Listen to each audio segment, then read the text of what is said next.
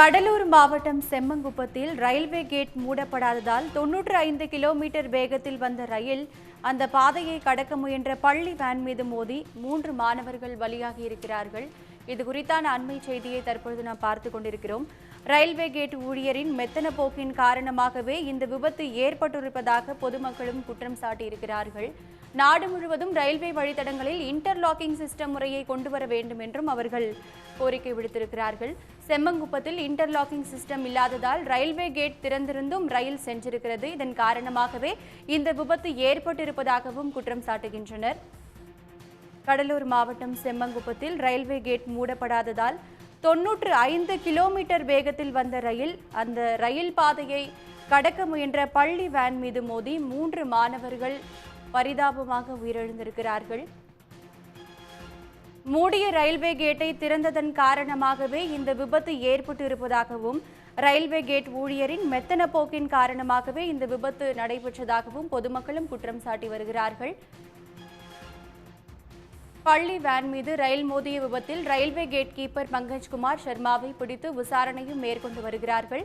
Gate keeper Pankaj சர்மாவிடம் மாவட்ட SP Jayakumar விசாரணை மேற்கொண்டு வருகிறார். விபத்து தொடர்பாக ஏற்கனவே ரயில்வே கேட் கீப்பர் பங்கஜ்குமார் பணியிடை நீக்கம் செய்யப்பட்டிருக்கிறார். இதன் காரணமாக தற்பொழுது மொழி தெரியாதவர்களை பணி அமர்த்தியதால் விபத்து ஏற்பட்டுள்ளதாக மக்கள் புகார் கூறுகிறார்கள். பிராந்திய மொழி தெரிந்த நபர்களை ரயில்வே கேட் கீப்பராக பணியமர்த்த வேண்டும் என்றும் பொதுமக்கள் கோரிக்கை விடுத்திருக்கிறார்கள். பள்ளி வேன் மீது ரயில் மோதிய விபத்தில் 3 மாணவர்கள் பரிதாபமாக உயிரிழந்திருக்கிறார்கள். வேன் ஓட்டுநர் படுகாயமடைந்த நிலையில் அவருக்கு சிகிச்சை அளிக்கப்பட்டு வருகிறது. இரண்டாவதாக வெளியிட்ட அறிக்கையில் பள்ளி வேன் ஓட்டுநர் கேட்டுக்கொண்டதால் விதிகளை மீறி ரயில்வே கேட்டை கீப்பர் திறந்ததாக விளக்கமும் அளிக்கப்பட்டிருக்கிறது. இன்று காலை 7:45 மணியளவில் மாணவர்களை ஏற்றி வந்த பள்ளி வேன் மீது ரயில் மோதிய விபத்தில் 3 மாணவர்கள் பரிதாபமாக உயிரிழந்திருக்கிறார்கள். விதிகளை மீறி ரயில்வே கேட் ஊழியர் ரயில் கேட்டை திறந்ததன் காரணமாகவே இந்த விபத்து ஏற்பட்டதாகவும் குற்றம் சாட்டப்படுகிறது.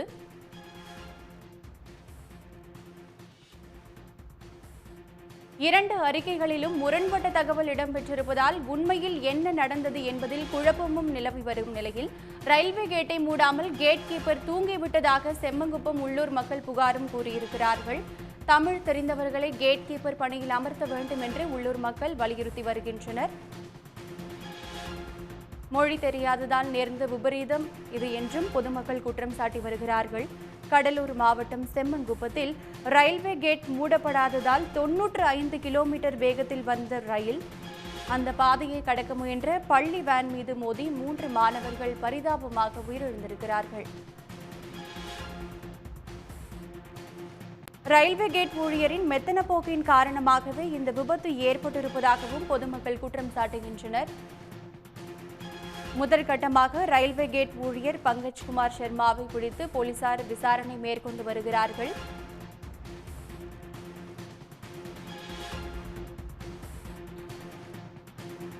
செம்மங்குப்பத்தில் நடந்திருக்கக்கூடிய இந்த துயரகரமான சம்பவம் பொதுமக்கள் மத்தியிலும் பெற்றோர்கள் மத்தியிலும் பெரும் அதிர்ச்சியை ஏற்படுத்தியிருக்கிறது.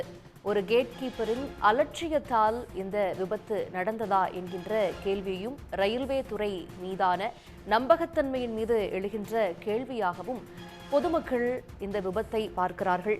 அங்கிருந்து விவரங்களோடு எமது செய்தியாளர் மகாராஜ பாண்டி இணைந்திருக்கிறார்.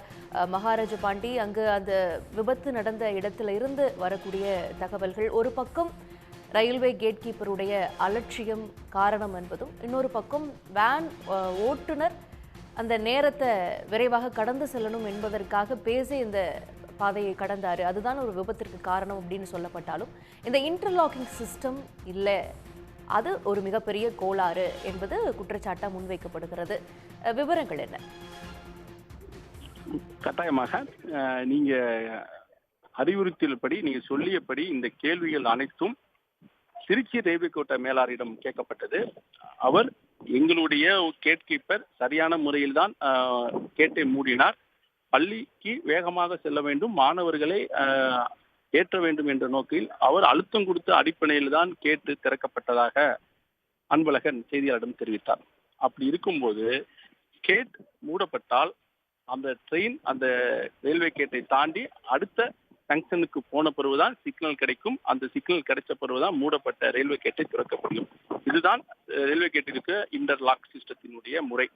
அப்படி இருக்கும்போது மூடப்பட்ட ரயில்வே கேட்டை டிரைவர் திறக்க சொன்னால் நான் திறந்தேன் என்று சொன்னால் அதை ஏற்றுக்கொள்ளும்படியாக இல்லை. அப்படி பார்க்கும்போது ஒன்று இன்டர்லாக் சிஸ்டம் இல்லாத ரயில்வே கேட்டா இருக்கணும்.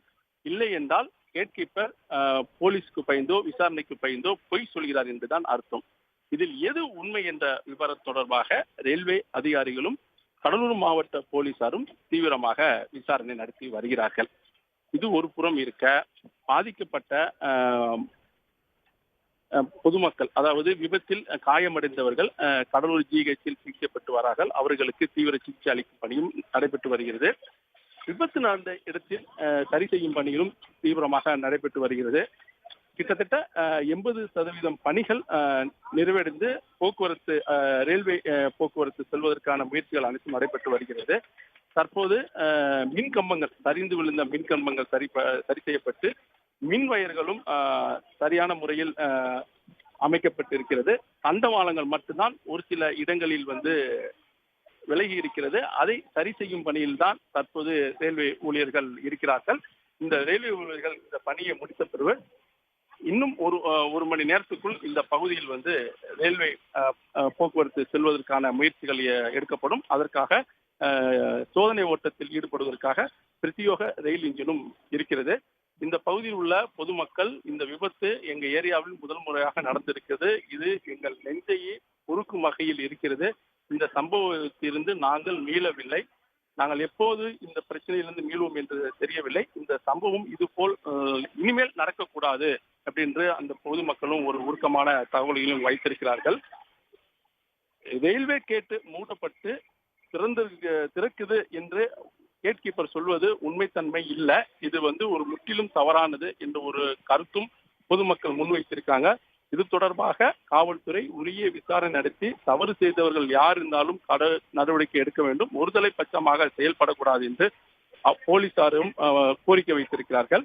இந்த பகுதியில் தற்போது மெல்ல மெல்ல இயல்பு நிலைக்கு திரும்புவதை நாம் பார்க்க முடியுது.